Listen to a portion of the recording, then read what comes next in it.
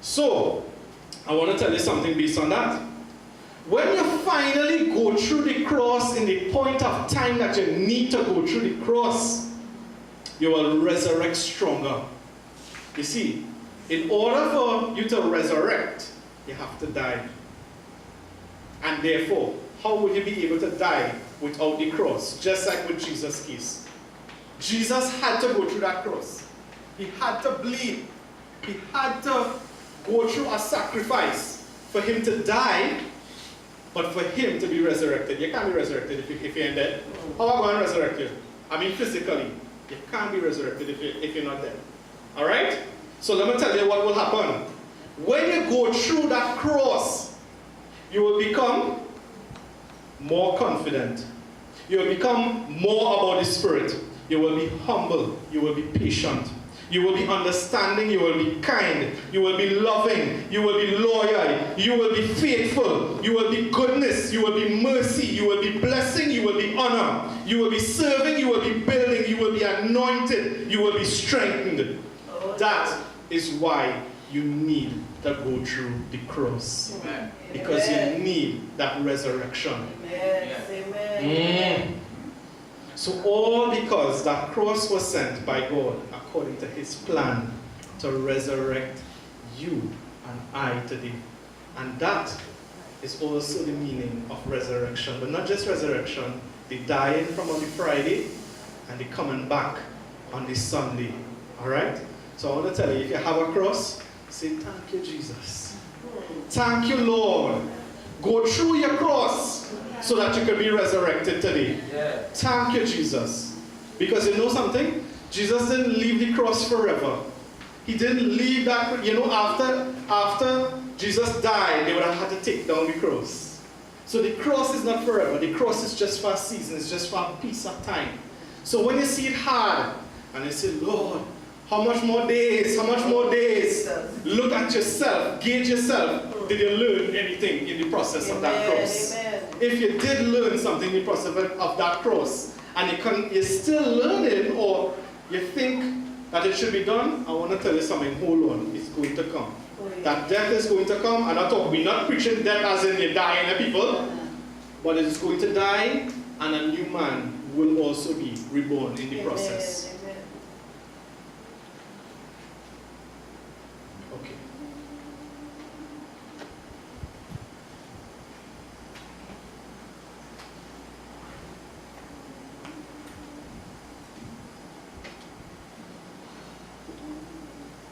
Resurrection signifies a change in our lives. Resurrection means out with the old and in with the new.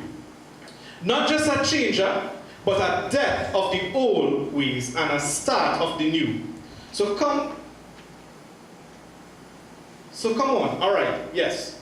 So people, the resurrection means the death of the old you. It doesn't mean that the old you continues to go on. It doesn't mean, for example, when we baptize. You see, when we baptize, we're supposed to come out new. You see, all this stuff that we had in us before, and that is why I say, in order to be baptized, in order to be really baptized, you have to understand what the baptism is. Because you know something, I was baptized when I was very young. And I didn't understand the meaning of baptism. But when later on, Pastor Ravi rebaptized me because I wanted to be rebaptized. And that was because I wanted to let go of what I had before. You see, what I had before would have been more of a sinful nature than what I have now. And I use those words wisely. Because you see, people, we think that being a Christian means that we have no sin. But I want to tell you something, it is not that. You might make a mistake, you might make a sin. But you see, your old habits and your old ways, you see, for example, let me say I was doing a wrong thing. Let's say I was womanizing. I'm not saying I was, I'll give you an example. I can attack myself, right? So I'm attacking myself. If I was womanizing outside there before, you see when I go and I say, Pastor, I want to be baptized. And he dropped me in the water, symbolic of the Holy Spirit, came around me. And when I exited it back out, It was because I accepted the Holy Spirit. Yes. And I let my flesh die, the old habits die. Yes. And I was resurrected when I came out Yes. of the water. Amen. That is what baptism is. Yes. So don't let anybody fool you. Don't let anybody fool you. It's serious business. No, yes. If you go and you're baptized, and you're still in the same way, you're holding on to that same old thing, Oh, Jesus. Preach it. you didn't really get the baptism. Amen. Because you didn't accept it in your heart. You do the act, but you didn't accept it in your heart. So if anybody want to be rebaptized again, Come on. knowing this knowledge now, we're going to have a baptism. Oh, yes. Whenever all you're ready. Alright? So let me tell you how far that goes. You see, okay, so you come to church, and it's the same as a symbolic thing I want to say. If you come to church today, and you came to church for 15 years in the same church, and you're the same way, you didn't change at all, you didn't grow, you didn't get low, anything like that, you're not resurrected. Oh, Jesus. You see? Oh, Jesus.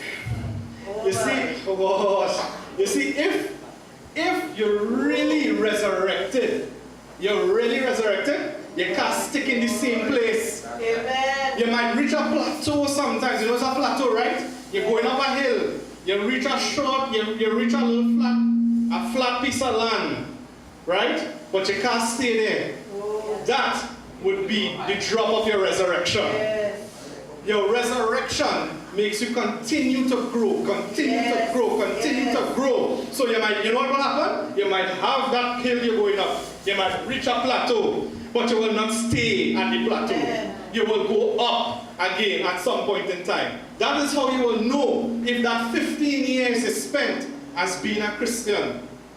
If you continue to be resurrected, if you really have the resurrection in you. Oh, my.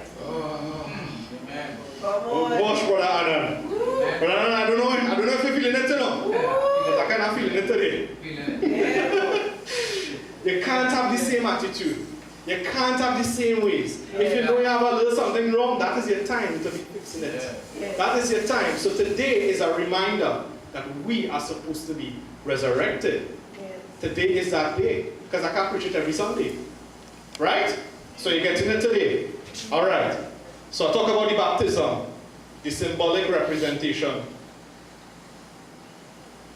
Don't fall asleep, nearly finished, 3/4 done.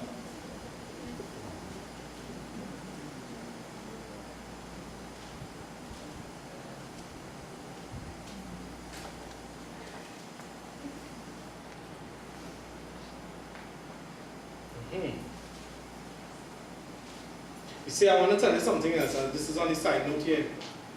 If you, I'm trying to get words right. The resurrection is for everybody. If you are the prime minister, the resurrection is for you. If you are the grave digger, the resurrection is for you. Today, the resurrection is for you and I, for us today. All right. Resurrection is the promise of everlasting life. The resurrection is an even greater version to the story of Lazarus. You all remember Lazarus? Yes. For those of you who might have been in funeral, you will remember Lazarus. The resurrection shows that life does not end at the grave. Not so? I ain't getting up. The resurrection of Jesus shows the promising of everlasting life. Amen. What is the closest thing to proving heaven today, ladies and gentlemen? Can you see heaven? Can you see God's heaven? Can anybody see God's heaven today? I'm going home. If you raise your hand. Alright. So here's what I'm saying. If Jesus died on that Friday, and something happened during that time, and on Sunday, the man rise again. Just like in Lazarus' case. Lazarus died, and then a few days later, Jesus was able to rise him up, right? Where was his spirit? You ever wonder where the spirit was? Is it that the spirit was dead? No! It can't be. Because then how is the spirit dead? How it can come back on this Sunday? So let me tell you something. Resurrection is the proof of another dimension. Amen. You understand? We coming out, you thinking here? Yeah. So somewhere along the line, I died. Comfort. And Sunday, I reappear. Praise the Lord.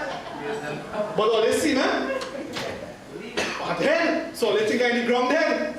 But I'm out somewhere in a different dimension. So let me tell you, I cannot go and take a picture of heaven for you and me. But what I can tell you is that when he died, he went somewhere.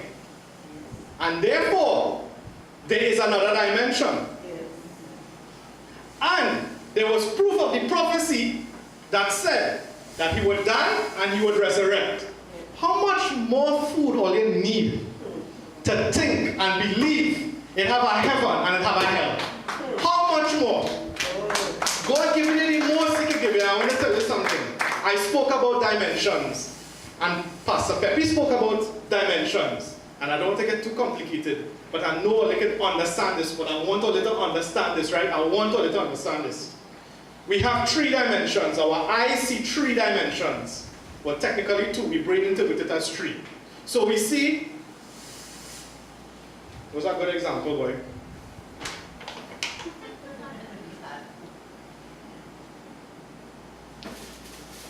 This box. We see the top. We see like the weight of the box.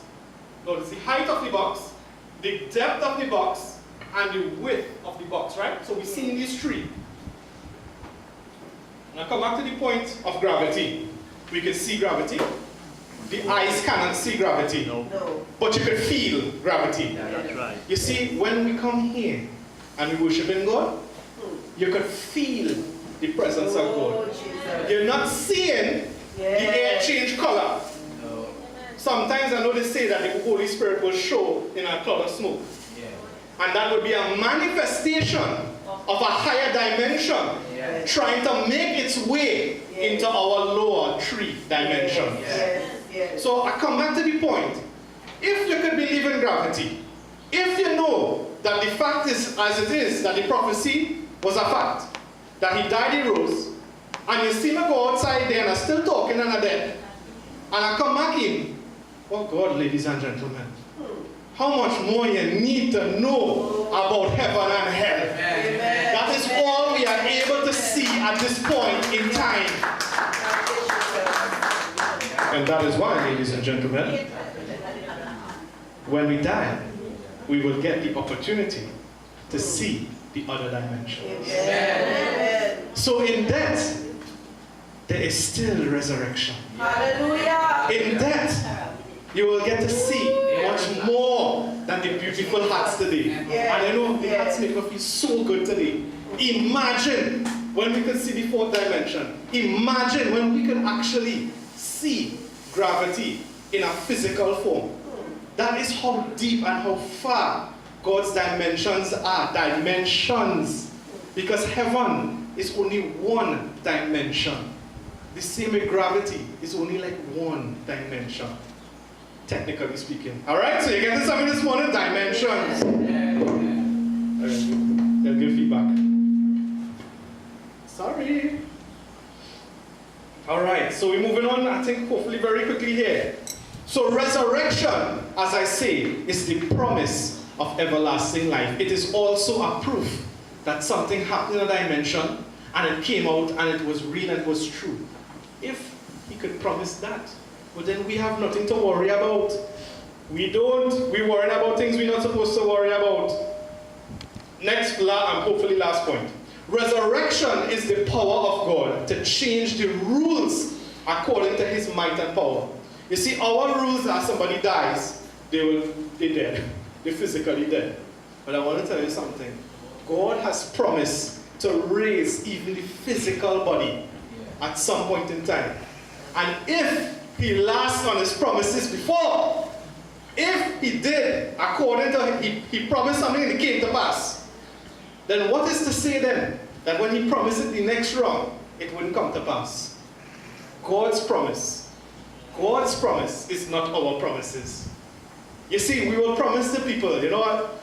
As I always say, when you go to a wedding, you see, I will be faithful, I will be kind, I will be loving, I will be this, and then a year later, man outside with another woman, I sang him down. But what I want to say is that our promises is not like the promises of God. If we could make our promises though, like the promises of God, then our promise becomes a fact.